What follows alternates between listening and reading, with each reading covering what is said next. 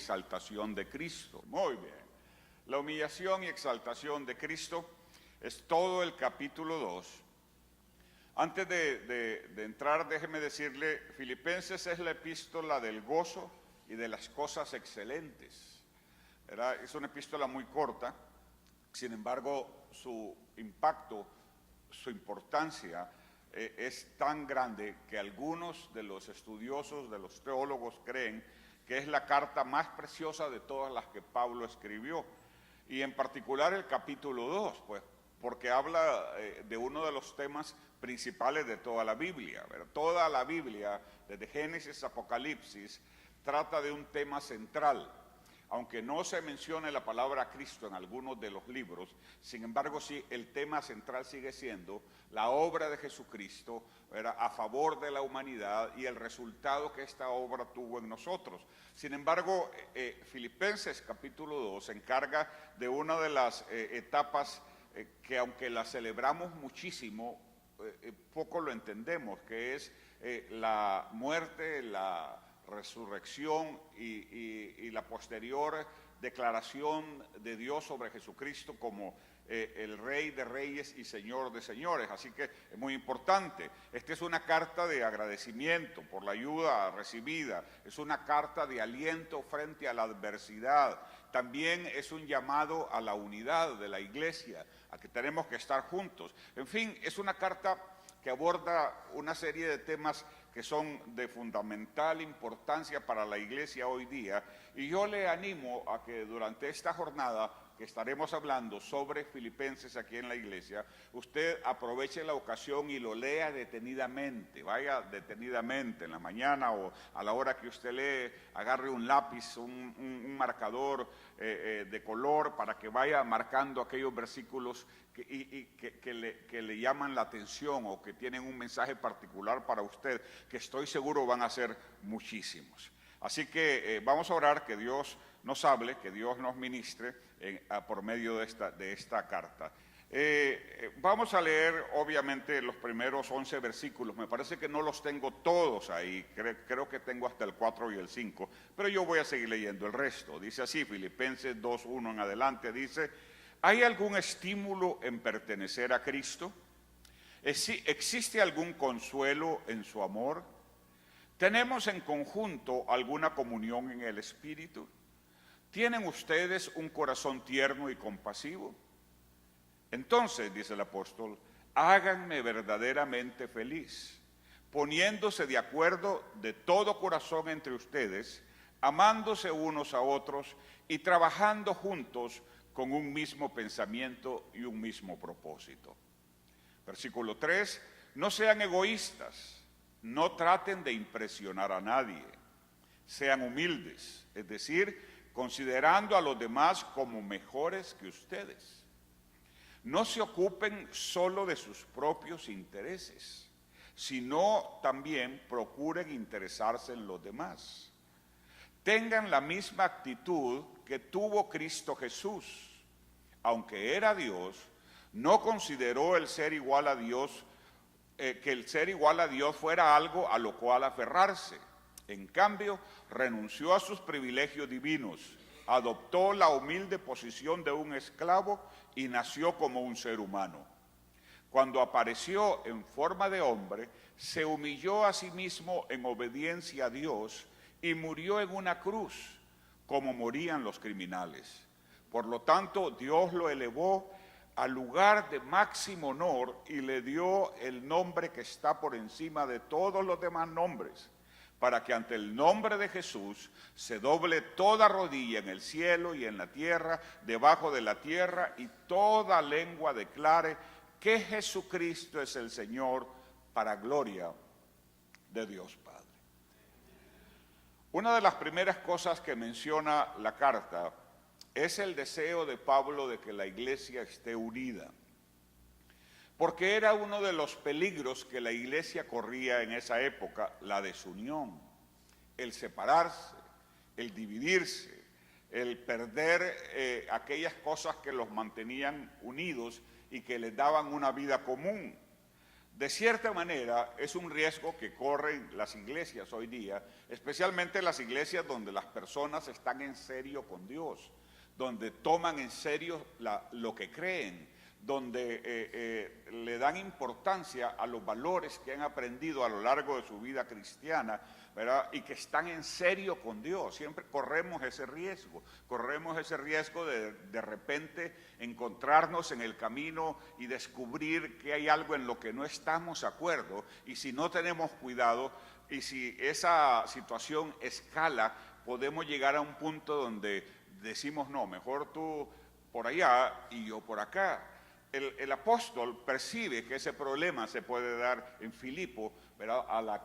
Que es la ciudad donde estaba la iglesia a la que él estaba dirigiendo la carta, y les hace un llamado, les hace una advertencia, les dice, cuidado, ¿verdad? Sean uno, tengan un mismo pensamiento, un mismo propósito. ¿Qué significa eso? ¿Que tenemos que estar de acuerdo en todas las cosas? No necesariamente, pero sí que tenemos que estar de acuerdo en las cosas importantes, porque dentro de la vida hay diferentes niveles en los cuales podemos categorizar las cosas que nos suceden. Por ejemplo, la doctrina sobre Dios, sobre Cristo, esos son fundamentos vitales para nosotros y no son negociables bajo ninguna circunstancia. Pero cómo te vistes o cómo te llamas o de dónde eres son cosas menos importantes que podemos aprender a vivir con esas diferencias, o qué es lo que comes o qué es lo que no comes, etcétera, son menos importantes. Y entonces el apóstol apela al interior, a lo que hay en los filipenses, para que se mantengan unidos. En el versículo 3 y 4 nos da 3 causas de desunión que nosotros queremos reconocer el día de hoy. La primera de ellas es la ambición egoísta. Ahí la tenemos, hijo. Si le das a la siguiente transparencia, la tenemos.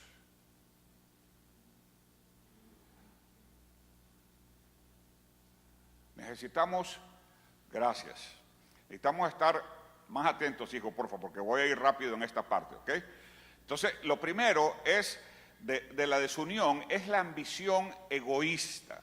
Siempre hay peligro de que las personas hagan las cosas no para que la obra avance, no para que la iglesia crezca, sino para ellos sobresalir. Ese es egoísmo, esta es una actitud egoísta, ¿verdad? Lo que busca la autopromoción, el autonombrarse a uno mismo, el protagonismo desmedido. Esa actitud puede llevarnos a la desunión, puede llevarnos a separarnos. Entonces debemos tener cuidados de esa ambición. Yo creo que ambicionar cosas en la vida no es malo. Lo que es malo es hacerlo de manera egoísta, es decir, sin importar las consecuencias para la vida de los demás. Eso no está bien, ¿verdad? Lejos de estar llenos de esa ambición desmedida, los hombres de Dios prefirieron antes que cualquier cosa que la obra, que la iglesia crezca, ¿verdad? Y le dieron más importancia a la misión muchas veces que a sus propias personas. Entonces debemos tener cuidado con la ambición egoísta. Es un sentimiento que debemos erradicar de nuestra vida porque no es de Dios, porque eventualmente nos va a desunir, eventualmente va a traer desunidad. En segundo lugar, está el deseo de prestigio personal, ¿verdad? El prestigio es para muchos una tentación mayor aún que la de la riqueza, el ser admirado, el ser respetado, el que se le consulten todas las cosas, ¿verdad? Eso es una actitud que eventualmente puede llevarnos a separarnos, puede llevarnos a entrar en conflicto, puede llevarnos a chocar de tal forma que se hacen diferencias irreconciliables. Así que debemos tener cuidado entonces con ese deseo de prestigio personal. No está mal que cada quien cuide su prestigio, pero tengamos cuidado, ¿verdad? Y sabe una cosa, hay muchas de estas cosas que las entendemos con los años, en la medida que vamos madurando. Cuando éramos niños, por ejemplo, nos daban de tomar de la misma botella y nos peleábamos porque éramos los que queríamos quedarnos con el envase, aunque lo que había en el vaso era exactamente lo mismo. ¿Recuerdan cuando nos daban la coca de niños? ¿Verdad? Que nos peleábamos por quedarnos con el envase. Pero ahora que hemos madurado, se supone, ahora que hemos madurado, no nos importa tanto el envase, porque al fin de cuentas lo que es importante es el contenido. Entonces, con los años, con la experiencia, ¿verdad?, en la medida que vamos creciendo en nuestra fe, en nuestra relación con Dios, entendemos que no se trata de prestigio personal necesariamente. Hay alguien que debe brillar sin duda, pero ese alguien siempre debe ser Jesucristo, ¿verdad? Aquí en la tierra todos somos frágiles. Aquí en este mundo todos nos equivocamos, todos nos enfermamos, todos cometemos errores, así que por mucho prestigio que querramos tener, nunca vamos, si somos honestos, a sobresalir sobre los demás. Lo que importa es que Cristo sea levantado, que Cristo sea el que recibe todo el poder, la gloria, la alabanza de nuestra parte. En tercer lugar, está el concentrarse en el ego, el yo-yo, ¿verdad? El que, ¿sabe? Aquellas personas que tienen un ego muy grande, todo lo quieren para ellos. Todo debe girar alrededor de ellos. Por ejemplo, en el matrimonio, cuando llegamos con esa actitud, es que tú eres la del error, es que yo tengo la razón, es que yo sí estoy correcto, es que yo, el yo-yo, ¿verdad? El ego. El ego es ese, ¿cómo pudiera expresarlo en palabras comprensibles? Vamos a ver, vamos a imaginar que en nuestra vida, no tengo nada para dibujar, hay un trono desde donde se gobiernan nuestras decisiones, ¿verdad? Imagínese una silla ahí con un trono, eso está dentro de usted, dentro de su corazón. Entonces, lo que está sentado en ese trono determina cómo va a ser nuestra vida. Si lo que está sentado ahí es nuestro ego grandote, agigantado, todo va a girar alrededor de mí, alrededor de lo que a mí me importa, de lo que yo quiero, de lo que a mí me gusta, de lo que es mi propósito, sin importar los demás. En cambio, cuando ese ego es destronado de ese trono que hay dentro de nosotros y Cristo se sienta en ese lugar, ya no todo gira alrededor de mí, sino que todo gira alrededor de Cristo. Pues cuando tenemos un ego muy grande, cuando tenemos un ego gigante, también entonces estamos propensos a encontrar o caer en desacuerdos que eventualmente nos desunan, nos separen. Entonces tenemos que tener cuidado de esas tres cosas. La ambición egoísta no es buena, el deseo de prestigio personal más allá de lo normal y concentrarse en el ego, es decir, solamente en ti. En algún momento tienes que darte cuenta que no todo se trata de ti, ¿verdad? Que hay otras personas que igual que tú existen en el mundo, que tú no eres el único que existe sobre esta tierra, que el universo no gira, por muy bonito o muy bonita que te creas, el universo no gira alrededor de ti, o por muy intelectual que creas que eres, el universo no gira alrededor de ti. Tú eres parte de ese universo, pero tú no eres el centro del universo, ¿eh? Esa es la diferencia. ¿Cómo encontrar la desunión de acuerdo a Pablo? Vamos avanzando rápidamente porque este no es el tema central de este pasaje, pero quería abordarlo. Número uno, el hecho de que todos estamos en Cristo debiera mantener la unidad. Es decir, si todos estamos en Cristo, como decimos que estamos, debemos aprender que en el camino hay otros caminando a nuestro lado que son igual de importantes que yo, ¿verdad? Y que juntos le damos la suprema importancia a Cristo. Es decir, el hecho de ser cristianos debe prepararnos para hacer nuestra jornada con los compañeros que Dios ponga en nuestro camino. ¿Quiénes son sus compañeros? Los que están a su lado. Voltéese ahí al lado y dígale, tú eres mi compañero. O atrás, tú eres mi compañera, ¿verdad? Estamos en esta jornada juntos para caminar hacia lo que Cristo tiene con nosotros. Si tienes a Cristo de compañero de viaje, ¿verdad? Es inevitable que otros compañeros estén a tu alrededor. Entonces, la relación de una persona con sus compañeros indica ciencia cierta la relación que tiene con Cristo. Póngale atención a eso último que acabo de decir. Esto resume lo que estoy diciendo. Póngale atención. Póngale atención. La relación de una persona con sus compañeros, es decir, cómo se lleva una persona con las personas que lo rodean, determina cómo es su relación con Cristo. Si está como perros y gatos y peleando, ¿cómo andará su relación con Cristo? Mal.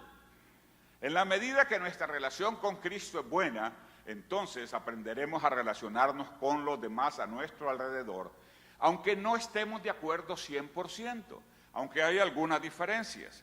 En el grupo de los discípulos, un grupo muy heterogéneo, es decir, compuesto por personas muy diferentes, no era un grupo homogéneo, no todos eran iguales, un grupo heterogéneo, es decir, de muchos diferentes contextos. Teníamos entre ellos pescadores, que eran como los labriegos, como los campesinos de hoy día, como los que trabajan la tierra, de piel curtida, de manos callosas, probablemente con una poca formación académica, ¿verdad? Con muy poco conocimiento intelectual. Eran los obreros, ¿verdad? Que diariamente se ganaban la vida. Ese era uno. También teníamos a un extremista, uno que pudiera hoy día ser considerado talibán por sus ideas extremistas, ¿verdad? El celote se le conocía, ¿verdad? Que era también, ve la diferencia, también habían entre ellos médicos, como Juan, es decir, personajes sumamente ilustrados, eran muy heterogéneos, un grupo compuesto con personas muy diferentes, igual que la iglesia hoy en día, aquí tenemos de todo, ¿verdad? Bueno, no sé si hay de sangre real, a lo mejor sí, vamos a pedir el pedigrí, ¿verdad?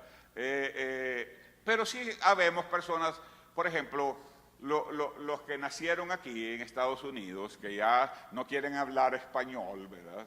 Se les enreda la lengua cuando dicen, bueno, no sé, para pedir tacos no tienen problema, ¿verdad? Pero para otras cosas sí, en fin. Tenemos personas que son de fuera del país, o que somos de fuera del país, que nos hemos nacionalizado, personas recién llegadas, personas de diferentes países, de diferentes monedas, pero aquí estamos juntos, porque el caminar con Cristo nos ayuda a ser fáciles compañeros de los demás. En segundo lugar, el poder del amor cristiano debe mantenernos en unidad.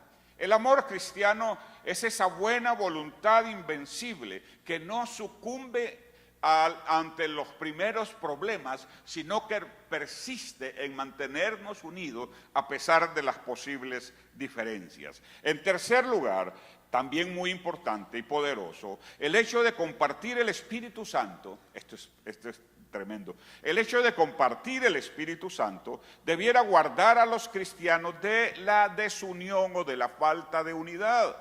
El Espíritu Santo une al ser humano con Dios y a Dios con el ser humano y los seres humanos entre ellos mismos.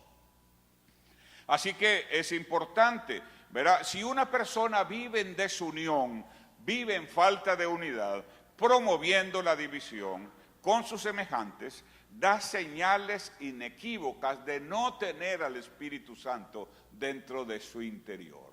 Es importante lo que estoy diciendo. Si alguien tiene al Espíritu Santo de Dios en su vida, operando en su vida, va a buscar la unidad a pesar de las diferencias. Incluso va a ser capaz de llegar al perdón con tal de la unidad. Pero aquel que no tiene al Espíritu Santo dentro de sí, verá como ese regalo maravilloso que Dios nos da, verá, va a separarse de sus amigos, de sus compañeros, por pequeñas cosas, porque ¿qué puede ser más grande que el sacrificio que Cristo hizo en la cruz del Calvario? ¿Qué puede ser más grande que la sangre de Jesús derramada en la cruz? Entonces cualquier cosa que no sea eso, al final cae dentro de lo que son las trivialidades, que si el pelo, que si el equipo, ¿verdad? Como se pelean los del Barça y los del Real Madrid, ¿verdad? O los de los Texas Rangers, o los de los Cowboys, ¿verdad? Que terminan peleándose. No, tengamos cuidado. Lo digo de nuevo. Si una persona vive en desunión con sus hermanos, promoviendo la falta de unidad y la separación, es una señal inequívoca, es decir, totalmente veraz de que no tiene el don del Espíritu Santo.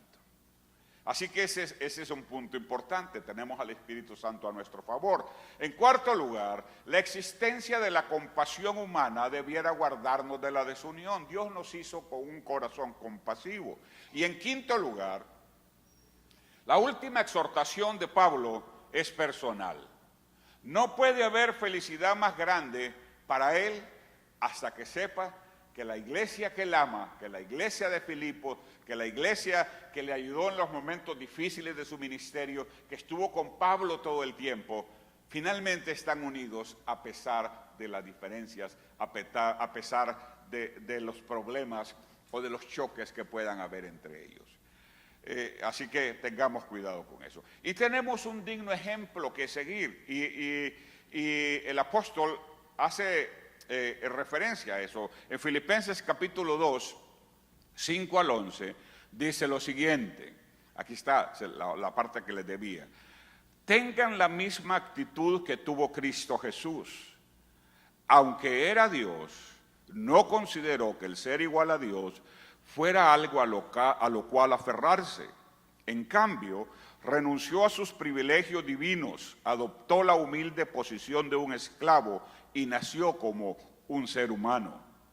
Cuando apareció en forma de hombre, se humilló a sí mismo en obediencia a Dios y murió en una cruz como morían los criminales. Por lo tanto, Dios lo elevó al lugar de máximo honor, pero vamos a quedarnos ahí. Entonces, Pablo nos manda a que tengamos la misma actitud que tuvo Cristo Jesús.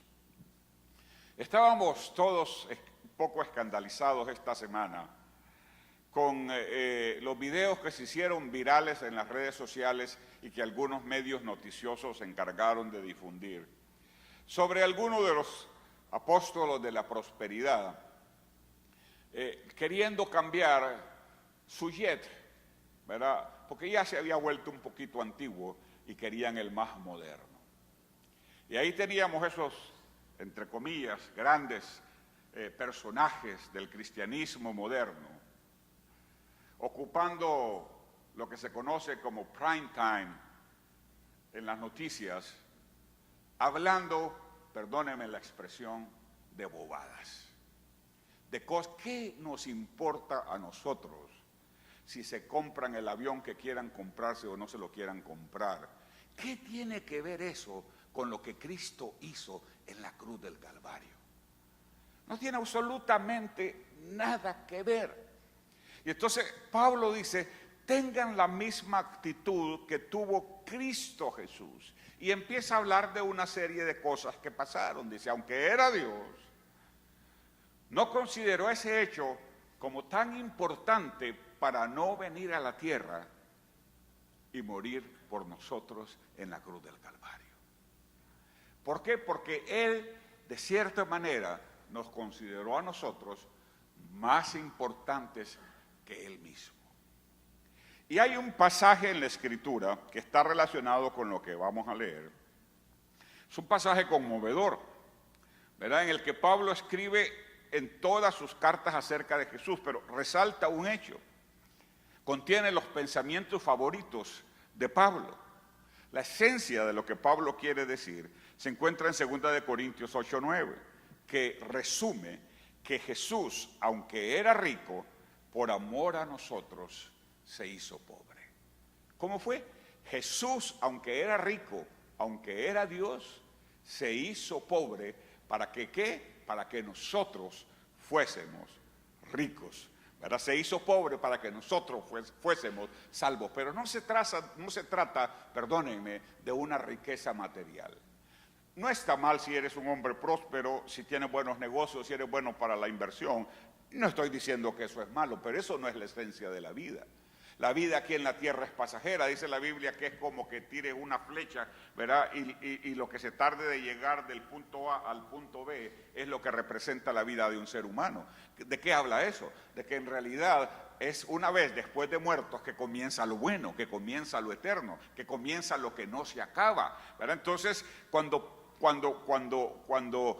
Pablo habla de que Jesús se hizo pobre para que nosotros fuésemos ricos, no está hablando de los millones que puedas tener en el banco. Está bien si los tienes y debes diezmar además para que Dios te bendiga más, pero no es esa riqueza a la que Pablo se está refiriendo. No, esa es la riqueza eterna, aquella que te lleva a la posibilidad de acabar esta vida, perdónenme la expresión, algunas veces miserable que tenemos aquí en la tierra, para pasar a lo verdadero, a lo eterno, a lo que no tiene fin, donde no habrá llanto, donde no habrá dolor, donde no habrá enfermedad, donde no nos envejeceremos. Yo creo que ni siquiera vamos a engordar tampoco. Va a ser todo perfecto. Aleluya. A esa riqueza se refiere, ¿verdad? No a la riqueza. No está mal que tengas tus miles de dólares ahorrados en el banco, está bien, disfrútalos. Disfrútalos. No dejes que el anticristo se quede con ellos, o que terminen haciendo un estate sale de tu casa. No, disfruta lo que tienes ahora, ¿verdad? Cuando una vez que te vas, los que vienen después no le dan la misma importancia a las cosas que tú tienes. Así que mi consejo, señores, haciendo un paréntesis, disfruta la vida con la mujer o el hombre que Dios puso a tu lado. Amén. Que los hijos, pues sí es importante, ¿no? Les dimos la vida, les dimos la educación, ahora les toca a ellos seguir adelante y vamos a ayudarlos sin duda en la medida que podamos, pero disfruta tu vida con tu pareja. Eso dice el poeta, ¿verdad? En Eclesiastés, disfruta de la mujer de tu juventud, ¿sí? Goza la vida con ella, en fin. Ya me emocioné yo, no es matrimonio lo que... Glud es miércoles, dígame, Glud es miércoles. Dígame.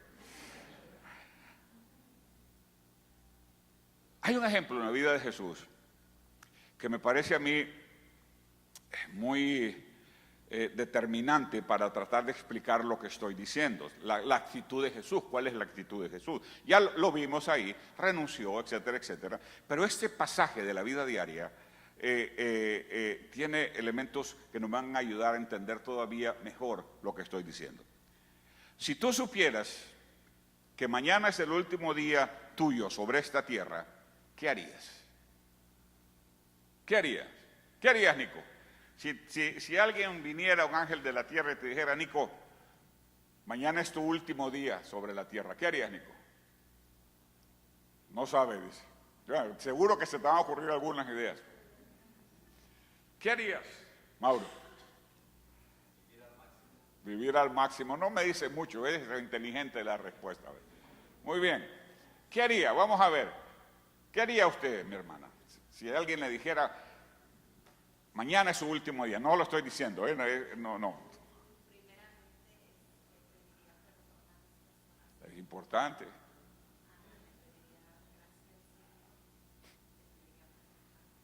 Amén. Y seguro todos tenemos cosas nobles que haríamos ese día. ¿Qué hizo Jesús el último día de su vida? Ahora esa es la pregunta. ¿Qué hizo Jesús el último? No era el último día, pero sabía que su hora estaba cerca. Sabía que había llegado el momento. Era la última ocasión que iba a estar con sus discípulos como esa forma. ¿Qué hizo Jesús? Vamos a verlo en la Biblia. Lucas, lo tenemos ahí el pasaje. Lucas 13, 1 al 17. Se ve un poco largo, pero se lee muy rápido. Antes de la celebración de la Pascua, Jesús sabía que había llegado su momento para dejar este mundo y regresar a su Padre. Jesús estaba consciente. Él estaba consciente de que eran sus últimas horas sobre la tierra. Dice, así que se levantó de la mesa, se quitó la túnica, se quitó el manto, se ató una toalla a la cintura, ¿sí? Se ciñó con una toalla, se puso como un delantal y echó agua en un recipiente. Luego comenzó a lavarle los pies a los discípulos y a secárselos con la toalla que tenía en la cintura. ¡Wow! ¡Qué diferencia!, ¿no? Uno ve a esos televangelistas peleándose.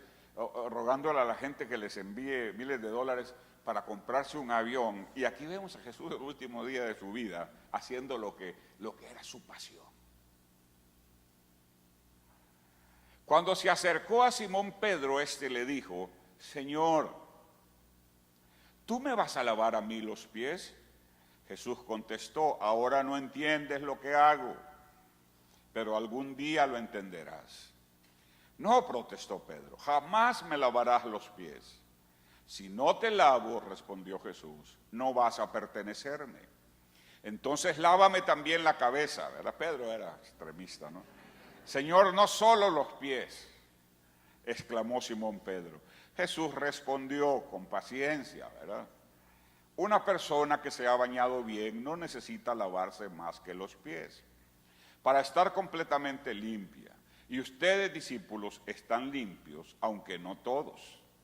Es una referencia a Judas, ¿no? Después de lavarle los pies, se puso otra vez el manto, se sentó y preguntó: ¿entienden lo que acabo de hacer?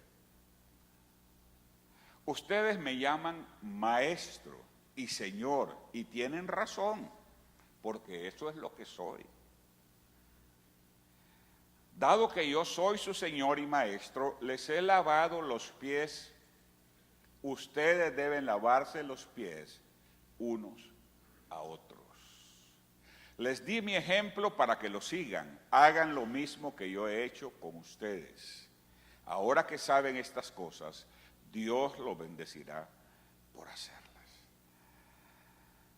Ay, ay, ay, qué pasaje más increíble en la vida de Jesús. Algunos seguro en ese último día repartirían la herencia, pero Jesús no tenía nada que repartir. No tenía ni siquiera era dueño de la piedra donde recostaba su cabeza. No tenía nada. Dice, las aves del cielo y las bestias del campo tienen sus guaridas, pero el Hijo del Hombre no tiene donde reposar, donde recostar su cabeza. No tenía que repartir. Lo único que tenía era lo que llevaba puesto. Pero eso no significa que no era rico. Entonces, en esas últimas horas, entendiendo la seriedad del momento, entendiendo que era una de las últimas oportunidades en que iba a estar con las personas que más amaba, decide darles la lección más importante de la vida. Decide enseñarle lo más importante de la vida. Imagínese que usted está, ¿verdad?, en los últimos momentos, tiene la lucidez. Dicho sea de paso, ¿no? Es curioso cómo Dios le permite a las personas que van a partir, aunque estén postradas por mucho tiempo, casi todos ellos tienen la oportunidad de recobrar la lucidez por algún momento. Y estoy pensando en un amigo que partió con el Señor recientemente allá en Honduras, Ricardo Fiallos. Con él fuimos los primeros hippies de Honduras, creo yo, ¿verdad? Con el pelo largo hace muchísimos años, imagínense, tenía pelo todavía, yo flaco, ¿verdad? Nos recorrimos todo el país, era la época de los era el aventón que llaman, ¿verdad? Y nos recorrimos toda la costa norte del país y todo el país con él. Pero él también conoció al Señor, de hecho él fue una de las razones por las que yo conocí al Señor. Y justo ahora que yo fui, estaba invadido su cuerpo de cáncer en la garganta y se había bajado a la espalda. Había pasado muy malos momentos, pero el último domingo que estuvo sobre la tierra, Dios le dio la fuerza y el ánimo para ir a la iglesia, estar en la iglesia, ver a sus hermanos en Cristo. Salió de ahí y se fue a comer su comida favorita, ¿verdad? Una sopa, y al poco tiempo después de eso entró en un coma y a los pocos días murió. En fin, no sé por qué lo recordé, quizá una manera de honrar a Ricardo que hoy está con el Señor. Pero en fin, volviendo al ejemplo de Jesús, Jesús lo que está haciendo aquí es poniéndole acción a su amor. Es el amor de Jesús expresado en el servicio. Porque es muy fácil decir a alguien te amo, yo los amo, yo los quiero mucho, yo te amo. Es fácil decirlo, pero otra cosa es trasladar eso a la práctica. Y aquí Jesús les está dando la lección de su vida a los discípulos, el amor expresado en el servicio. En primer lugar, Jesús tomó el lugar del esclavo de menor rango de la casa. Vamos adelante, hijo, no te me duermas. Jesús tomó el lugar del esclavo de menor rango de la casa. Fue una humillación consciente y deliberada. ¿Sabe? En la casa habían diferentes esclavos, en la casa de la gente que podía tener esclavos. El más nuevo, el menos importante, normalmente eran muy jóvenes, los menos importantes, el de más bajo prestigio de la casa, le tocaba lavar los pies. No era un trabajo fácil. Los zapatos eran abiertos, eran como sandalias, era un clima muy seco. Y caminaban, no habían carros, solo los ricos tenían carruajes, la mayor parte de la gente caminaba a pie, viajaba a pie de un lugar a otro. Los pies estaban llenos de polvo y con el sudor, ¿verdad? Se hacía como lodo en los pies, imagínense, era un cuadro que ni siquiera debiera mencionarlo. Entonces, al esclavo de menor prestigio, al más nuevo, al de más bajo nivel, le daban el trabajo de lavarle los pies a los visitantes. Jesús tomó ese lugar, el lugar del esclavo de menor rango en la casa. Qué increíble, ¿verdad? Eso es ¿qué? Amor expresado en servicio. En segundo lugar, dejó la comodidad. Se levantó de la mesa donde él era servido, donde había comido, y se puso a servir a los demás. Además, Jesús se arremangó las mangas de la túnica, por así decirlo, se quitó la túnica y tomó una toalla. Algunos dicen, ¿verdad?, que el manto que tenía, que se quitó, era el que lo identificaba como rabino. De cierta manera, una vez más, ¿verdad?, vuelve a dejar a un lado sus títulos, vuelve a dejar a un lado el prestigio personal, vuelve a dejar a un lado, ¿verdad?, eso que para otros pudiera ser muy importante. ¿Para qué? Para servir a los demás. Como cosa siguiente, Jesús no eligió la parte más linda del ministerio. Cuando era rodeado por multitudes y decían su nombre, o cuando entró en Jerusalén, ¿verdad? No, dejó esa parte linda. A todos nos gusta lo público, donde somos reconocidos, donde somos honrados. Dejó la parte linda del ministerio. Piensa una cosa, ¿qué es lo que menos te gusta del ministerio a ti? Seguramente tendrá que ver con los pañales de los niños pequeñitos. O alguien se deleita con eso. Puede ser. O puede ser, no sé, ¿verdad?, otra cosa, que hay algo que no te gusta. Ahí es donde uno, ¿verdad?, se vuelve como Cristo. Sirviendo a los demás es que podemos volvernos como Él. Jesús estaba ahora de su momento crítico, sin embargo, no dejó de servir y expresar amor. Y al final termina con un mandamiento. Jesús nos manda a lavarnos los pies los unos a los otros. ¿Sabe por qué? Porque es el espíritu contrario a la competencia y al orgullo.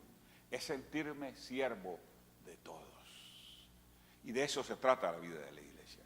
A veces vemos ejemplos equivocados, como ese par de predicadores famosos, ¿verdad?, hablando sobre su jet y sobre su fortuna, que son más que boberías, que se van a quedar aquí en la tierra, que no tienen nada que ver con lo eterno.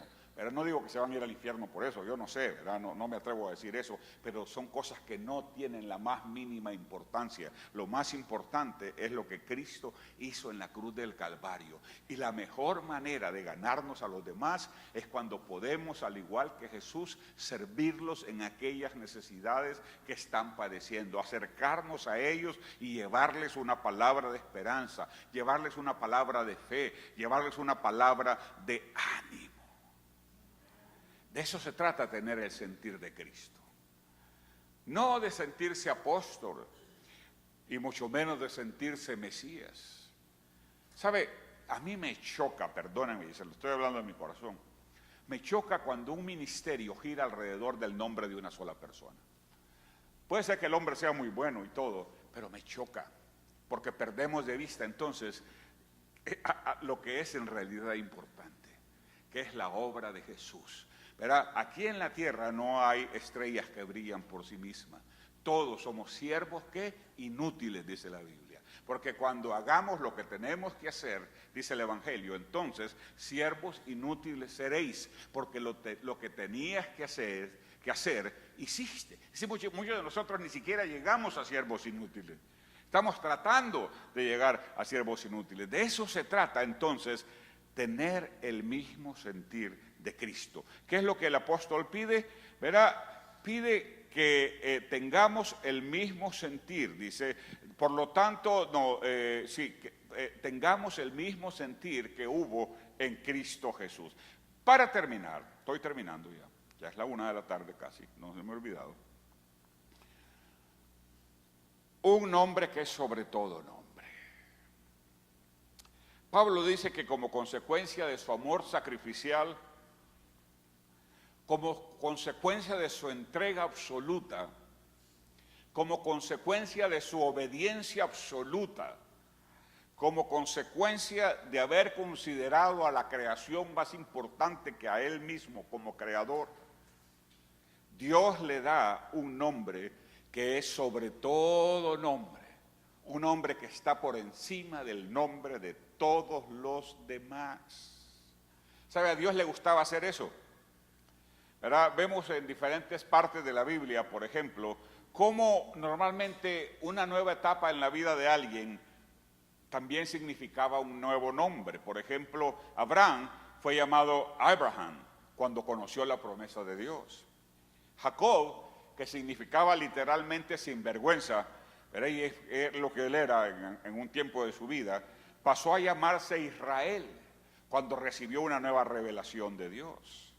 ¿Verdad? La promesa del Cristo resucitado a Juan en Pérgamo también habla de un nuevo nombre para aquellos que le conocemos. No lo tenemos, estos versículos no están ahí, los agregué al final. Apocalipsis 2:17 dice: todo el que tenga oídos para oír debe escuchar al Espíritu y entender lo que dice a las iglesias.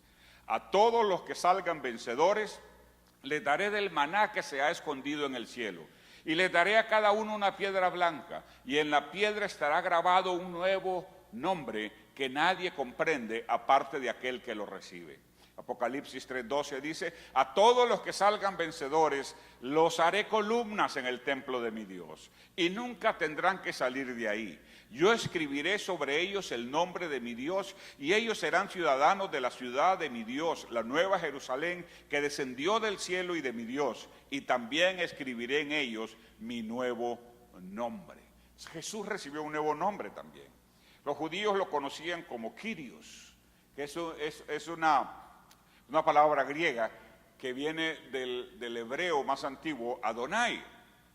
Y eso significaba, para entender el significado de una palabra, tenemos que ver los diferentes significados que se le daba en su época. Kyrios significaba, por ejemplo, empezó significando a alguien que es amo o propietario de un determinado valor. Posteriormente se usó como título de los emperadores romanos, el Kyrios, ¿verdad? Como alguien divino. Y finalmente también es el título que se le daba a los dioses paganos. Sí, y Jesús recibe ese nombre, Kyrios, ¿verdad? Es decir, que lo reconocía como el dueño y propietario del universo, el rey de reyes y señor de señores, ante el cual, dice la Biblia, se doblarán todas las rodillas que están abajo de la tierra, en la tierra y por encima de la tierra, ¿verdad? Todas las rodillas, no importa si son vivos o muertos, eventualmente tendremos que doblarnos, postrarnos delante del Señor. ¿Todo para qué? Porque a Él se le dio un nombre que es sobre todo nombre, para que en el nombre de Jesús toda lengua confiese, para que en el nombre de Dios, ¿verdad?, toda lengua confiese que Jesucristo es el Señor, es el Kyrios, es el amo absoluto del universo. Y aquí es donde entra un aspecto importantísimo en nuestros días sobre la comprensión de quién es Cristo. En la medida que nosotros entendemos quién es Cristo para nosotros, eso va a determinar nuestra manera de comportarnos. los cristianos llamaban a Jesús el Kyrios, el amo absoluto, el rey absoluto. Romanos dice, Romanos 19, que si confesamos con nuestra boca que Jesús es el Señor y crees en tu corazón que Dios le levantó de los muertos, entonces serás salvo. ¿Qué significa eso? La palabra Señor que nosotros usamos en castellano está muy lejos del significado de la palabra Kyrios, que también significa Señor, pero no un Señor humano, sino un Dios, el que es dueño de todo, el que tiene todo el control, el que todo lo puede, ¿verdad? El amo absoluto, el rey absoluto, ¿verdad? El que está más alto sobre todos los dioses, y es que hay otros dioses sobre la tierra. Ese es el Señor, ese es el Kyrios, ¿verdad? Cuando Romanos dice que si confiesas con tu boca que Jesús es el Señor, está diciendo que si crees en realidad y vives de acuerdo a ese mandamiento, ¿verdad? De acuerdo y crees esa palabra, dice que entonces, ¿verdad? Seremos salvos. Es decir, cualquiera que pueda decir que Jesucristo es el Señor, entendiendo lo que está diciendo, es decir, comprendiendo el hecho de que Él es el amo absoluto sobre toda la creación, entonces puede llamarse cristiano. Es decir, aquí hay una larga historia en Filipenses, como lo leímos en el capítulo 2. Comienza haciendo Dios un llamado a la unidad de la iglesia, y luego comienza haciendo un llamado para que seamos iguales que su Hijo Jesucristo, que tengamos la misma actitud de Él. Y en tercer lugar se nos enseña el por qué Cristo fue humillado y se humilló de tal forma y finalmente fue levantado como el Ser Supremo sobre todo el universo, para que nosotros podamos, por medio de Él, ser salvos. Es decir, lo más importante de toda esta historia que acabamos de la cual acabamos de hablar esta mañana, es que Jesucristo quiere ser el Señor de tu vida. Es decir, quiere ser el amo, quiere ser el rey, quiere ser el Salvador, quiere ser aquel en quien tú puedes confiar para todas las cosas de tu vida. Para salvar tu matrimonio, para salvar a tus hijos, para salvar tu vida, para salvar tu alma, y especialmente para que cuando llegue ese momento de entrar a la eternidad, porque hay una cosa que no podemos ignorar, nos guste o no, todos vamos a llegar un día donde tenemos que dar ese paso hacia lo eterno, es decir, donde la vida aquí en la tierra se acaba. Ninguno de nosotros va a ser eterno como nos conocemos, ¿verdad? Es decir, eso algunos de ustedes dirán, pero este monumento, era así, ese monumento un día se va a acabar. Un día va a desaparecer. Y vas a dar un paso a la eternidad. Entonces la pregunta es, ¿estás listo? ¿Estás preparado? ¿De verdad crees que Jesucristo es el Señor de tu vida? ¿Es el Kyrios en tu vida? ¿Estás dispuesto a creer en Él, en primer lugar, a lo que Él hizo en la tierra? Y en segundo lugar, ¿estás dispuesto a obedecerle por amor, ¿verdad? Y seguir sus caminos y vivir para Él? ¿Estás dispuesto a hacerlo? De la manera que respondas, también enfrentarás ese paso ineludible que todos eventualmente tenemos que dar.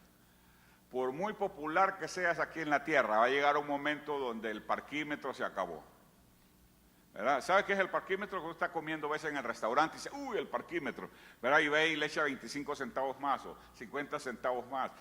No, va a llegar un día en que el parquímetro de tu vida se va a acabar y no hay manera de ponerle más moneda, ¿verdad? No hay manera, se va a acabar. Hasta ahí llegó, ¿verdad? ¿Estamos listos para cuando ese momento llegue? ¿Estamos preparados? Hay una forma sencilla de asegurarnos la respuesta correcta a esa pregunta, y es recibiendo a Jesús en nuestro corazón como el Señor de nuestra vida, creyendo lo que Él hizo en la cruz del Calvario, ¿verdad? Aceptando la obra que Él hizo por nosotros, y obviamente después de eso vas a tener un corazón agradecido que va a tratar de agradar a ese Dios aquí sobre la tierra. Ponte en pie